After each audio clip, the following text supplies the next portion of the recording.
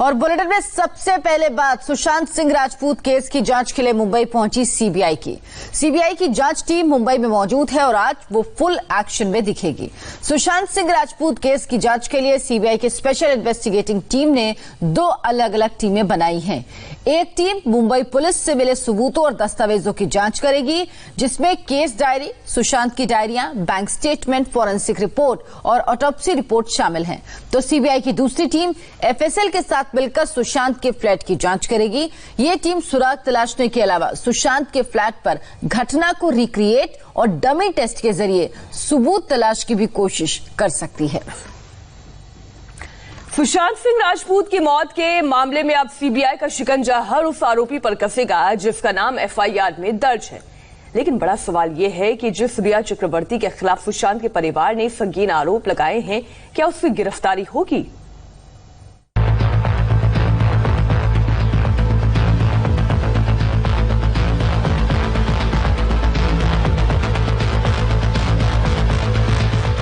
सुशांत सिंह राजपूत की मौत के मामले की जांच करने सीबीआई की टीम मुंबई पहुंच गई है। सीबीआई की टीम एक्शन में भी आ गई है।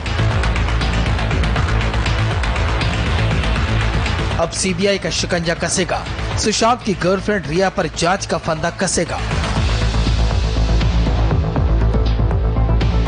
लेकिन सबसे बड़ा सवाल यही है कि जिस रिया चक्रवर्ती के खिलाफ सुशांत के परिवार ने संगीन आरोप लगाए हैं, क्या उसकी गिरफ्तारी भी होगी और होगी तो कब होगी? फिलहाल सामने कुछ ऐसे सवाल हैं जिसमें हजार उलझने हैं और इसे सुलझाने की जिम्मेदारी अब सीबीआई के सामने है।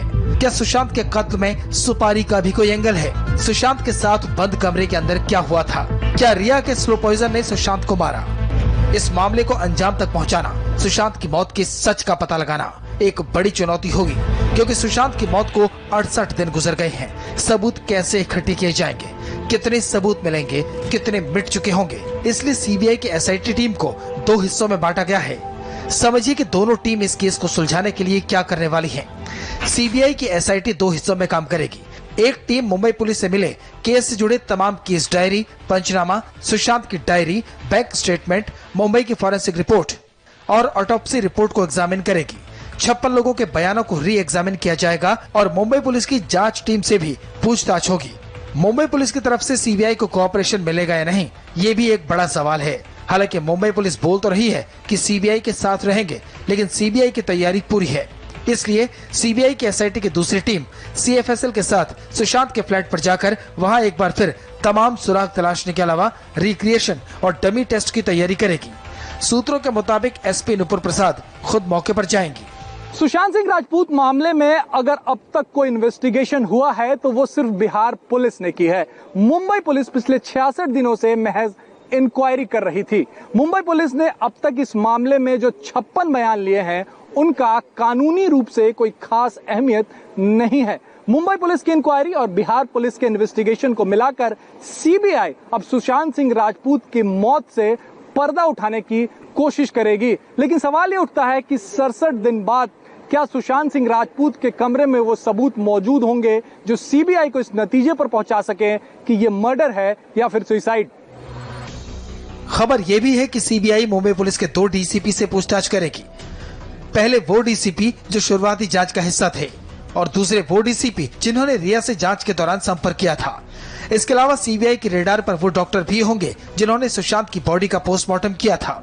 सीबीआई की जो स्पेशल इन्वेस्टिगेशन टीम मुंबई पहुंची है, उस टीम को एसपी नुपुर प्रसाद हेड करेंगी। एसपी अनिल यादव भी टीम में शामिल हैं।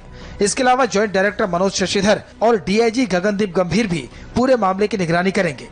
सीबीआई की तरफ से डीआईजी रैंक के अफसर मोहम्मद शाविज हक को नोडल ऑफिसर बनाया गया है, ताकि सीबीआई और मुंबई पुलिस के बीच किसी तरह का कम्युनिकेशन गैप न हो, कंफ्यूजन न हो, बेहतर कोऑर्डिनेशन हो। एसआईटी के 5 मेंबर्स के अलावा फॉरेंसिक एक्सपर्ट समेत कुल 15 लोग इस टीम में शामिल हैं। छानबीन की जाएगी उन फोरेंसिक के डॉक्टर्स से कि टाइम ऑफ डेथ क्यों नहीं डाला उसमें पोस्टमार्टम रिपोर्ट में, क्योंकि टाइम ऑफ डेथ जो है वो बड़ा क्रूशियल हो जाएगा इसमें अगर टाइम ऑफ डेथ इनका अगर निकलता है कोई 10 घंटा पहले का, तो ऑब्वियसली ये जो सर्वेंट बोल रहे हैं कि जूस पीने निकले तो सब झूठ है बिल्कुल। इसलिए ये सब बहुत सी अहम बातें हैं। इस केस में कितने किरदार हैं, कितनी कहानियां हैं, जैसे जैसे जांच आगे बढ़ेगी, हर चेहरा बेपर्दा होता जाएगा। ये सच है कि इस मामले से करोड़ों लोगों की भावनाएं जुड़ी हैं, लेकिन अदालत का इंसाफ भावनाओं के आधार पर नहीं, सबूतों के आधार पर होता है। और इसलिए सबूतों को जुटाने के लिए सीबीआई की टीम आज से मुंबई में लाइट एक्शन और कैमरा शुरू करने वाली है। दिल्ली से अभय पाराशर के साथ Rajesh Kumar, India TV, Mumbai. Sushant case में रिया चक्रवर्ती और महेश भट्ट का एक व्हाट्सएप मैसेज सामने आया। ये मैसेज सुशांत के ब्रेकअप के दिन यानी 8 जून का है। ब्रेकअप के दिन रिया ने महेश भट्ट को ये मैसेज किया था। रिया ने महेश भट्ट की फिल्म जलेबी में अपने नाम आयशा के नाम से मैसेज भेजा था।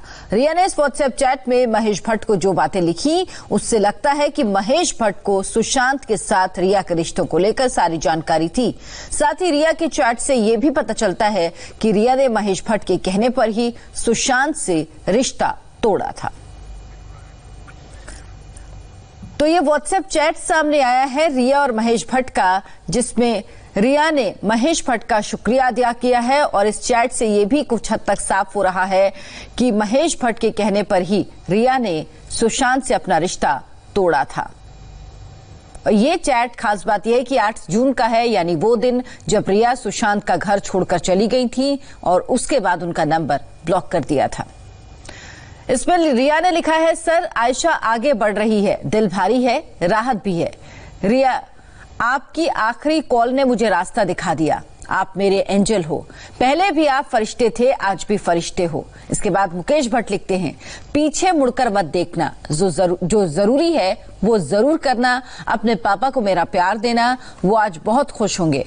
फिर रिया लिखती हैं, आखिरकार मैंने थोड़ी हिम्मत दिखाई है। आपने उस दिन जो मेरे पापा के बारे में कहा था, उसी से मुझ में हिम्मत आई है। मेरे पापा की तरफ से आपको प्यार और शुक्रिया। आप हमेशा मेरे लिए स्पेशल रहेंगे।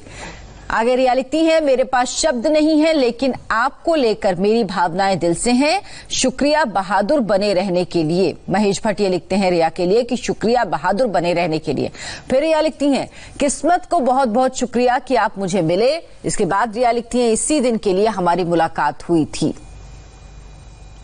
सुशांत केस की जांच में हर दिन नया एंगल, हर दिन नई थ्योरी सामने आई। सीबीआई की मूवमेंट शुरू हो चुकी है अब, और ये उम्मीद की जा रही है कि ये मिस्ट्री सॉल्व होगी और सुशांत को इंसाफ मिलेगा। इस बीच जांच सीबीआई को सौंपे जाने के बाद सुशांत की बहन श्वेता सिंह कीर्ति ने ट्वीट किया है। श्वेता ने ये उम्मीद जताई है कि सीबीआई इस केस की सच्चाई को सामने लाएगी और उनके भाई को इंसाफ मिलेगा। श्वेता ने यह भी लिखा है कि ये सीबीआई की जिम्मेदारी है कि वो लोगों के भरोसे को कायम रखे। उन्होंने जो ट्वीट किया है वो आपके सामने रख रहे हैं। पूरी दुनिया ने सीबीआई इंक्वायरी के लिए लड़ाई लड़ी, अब ये सीबीआई की जिम्मेदारी है कि वो उनके भरोसे को कायम रखे। हमें पूरा विश्वास है कि सीबीआई सच सामने लाएगी और न्याय मिलेगा। में शॉट मारने को बेकरार धोनी के रोल में सुशांत, गहराई से सोचता हुआ सुशांत, बच्चे के साथ खिलखिलाता सुशांत। ऐसी एक नहीं 10 तस्वीरें हैं जो अब रह रहकर याद आ रही हैं। कोई ढूंढने भी आए, हमें न ढूंढ पाए, तो मुझे कहीं छुपा दे, मैं तुझे कहीं छुपा दूं। मेरे दिल में आज क्या है, तू कहे तो मैं बता दूं। आंसुओं से भीगी आंखें अब उस शख्स का चेहरा देखकर नहीं थक रही जो कभी लौट कर नहीं आएगा। इस वीडियो के बाद सुशांत के फैंस ने एक और वीडियो जारी किया।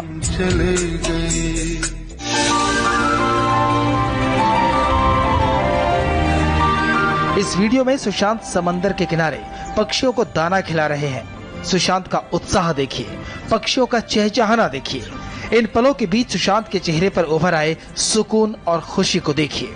इस वीडियो के साथ लिखा गया है, जाएं जिंदगी हम तेरे हाथों से नाम मारे जाएं।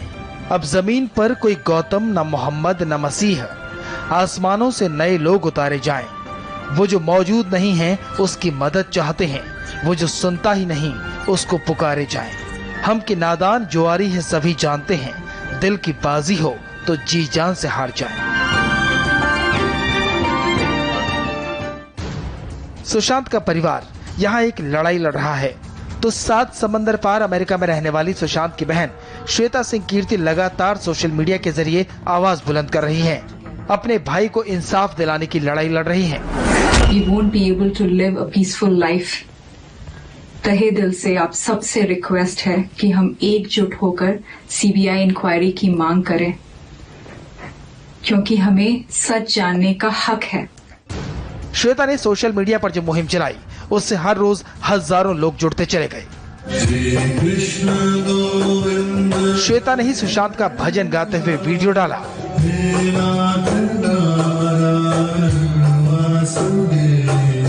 फिल्म धोनी की सफलता के बाद बहनों के साथ जश्न का वीडियो शेयर किया और साथ साथ श्वेता ये अपील भी करती रही कि भाई को इंसाफ दिलाना है।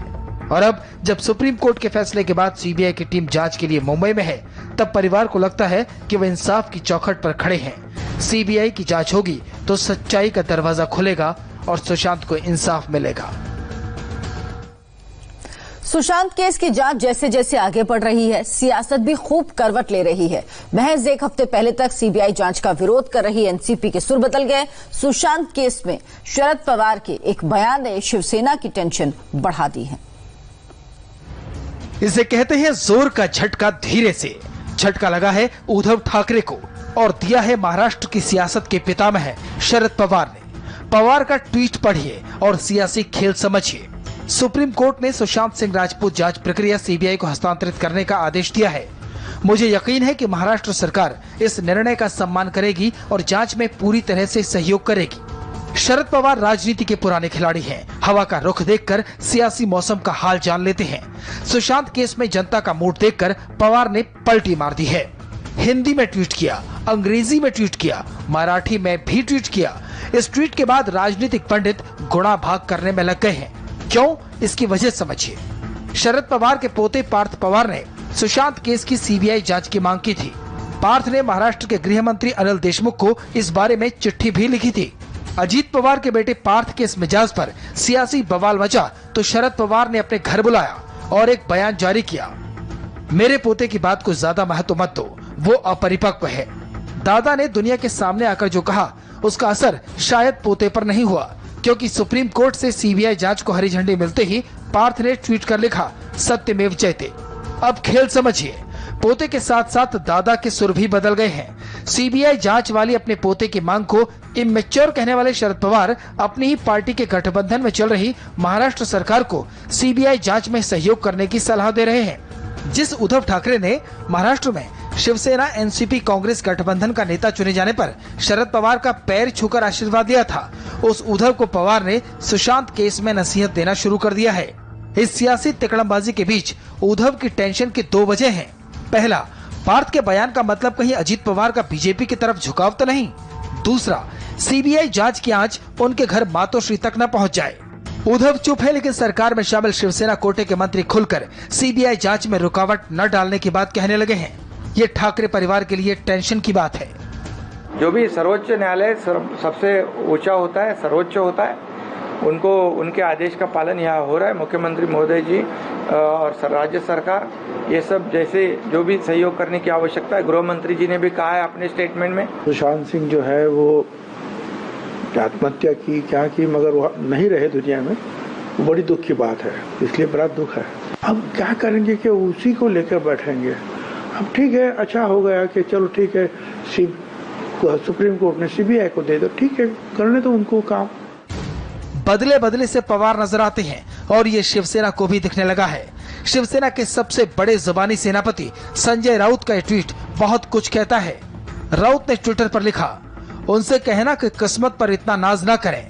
हमने बारिशों में भी जलते मकान देखे हैं। कौन किस्मत पर नाज कर रहा है और शिवसेना किसके मकान जलते हुए देखना चाहती है, ये तो साफ नहीं। लेकिन ये साफ साफ दिख रहा है कि शिवसेना और एनसीपी के बीच कुछ तो गड़बड़ है।